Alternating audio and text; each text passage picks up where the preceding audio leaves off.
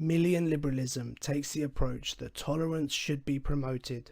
We should be tolerant of how anyone wants to live, provided that what we are tolerant of is not harming anyone else. This is known as the harm principle. John Stuart Mill argues, the only purpose for which power can be rightfully exercised over any member of a civilized community against his will is to prevent harm to others. So, Mill's liberalism was a promotion of individual liberty, so toleration is seen as something to be desired. However, Mill accepted that too much tolerance can have negative effects, so with the harm principle, we can be tolerant of one's behaviour unless it poses a threat to another person.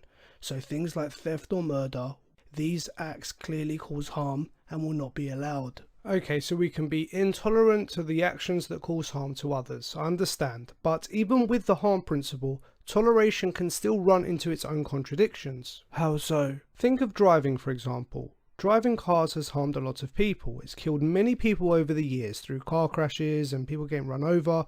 Therefore, innocent people are potentially at threat of harm every day because of cars.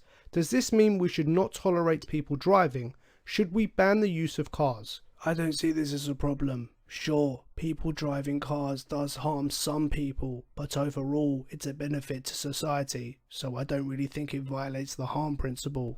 See, but now you're using the utilitarian principle when it comes to toleration, and this leads down its own problems.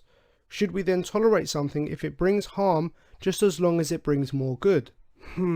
Also, the harm principle only deals with harm to others. Do we then tolerate those who pose harm to themselves?